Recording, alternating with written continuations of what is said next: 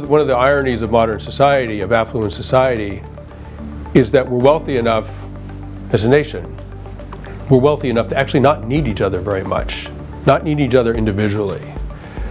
That's a great liberation from the group, but there's a real human loss there. So when you deploy overseas, all that's being stripped away, and you're getting this primal human experience. You're in a harsh environment, you're taking your meals together, doing tasks together, sleeping shoulder to shoulder sometimes, in the dirt maybe, depending on the kind of unit you're in. People in a situation like that have this extraordinary experience of trusting other people with their lives, other people that they may not even like very much, but they trust them, and vice versa.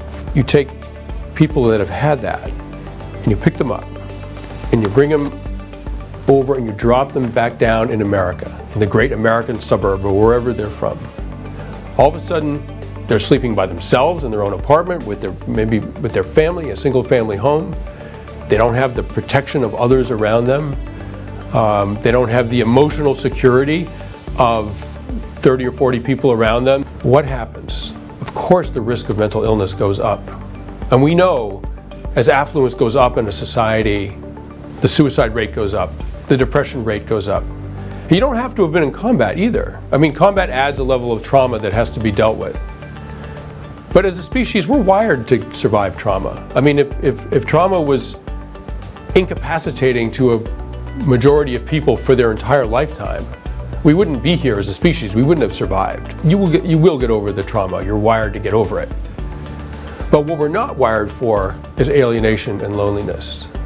So you bring veterans back into this environment. It's very much like Peace Corps volunteers. They weren't in combat.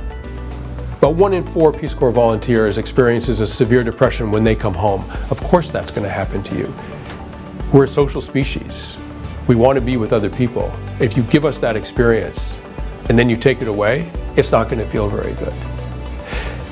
And understand that if you come home and you're struggling, it doesn't mean you have PTSD. It doesn't even mean you have psychological problems. Having a negative reaction to this society actually might mean that you're doing quite well, that you have healthy instincts that have been reborn inside you overseas. You now understand that a good, meaningful, happy life requires the proximity of others, requires being part of a group where they need you. You have to put the group first, and when you do that, there's a reciprocal arrangement where they will also put you first. That is what humans are looking for. Your new job is to bring your wisdom from overseas back into this world. Create communities around you. It's great to have affiliations online or across the country of people that share your concerns, share your interests. That's great. But it's not tribe. When you're talking about tribe, you really are talking about people around you, physically around you. People where you can walk across the street and knock on the door. Create those relationships in your neighborhood.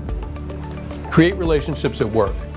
And when you work towards those goals, not only are you serving a public good, you will actually rediscover that sense of purpose, that sense of meaning, that sense of inclusion that you had overseas with your platoon, with your unit.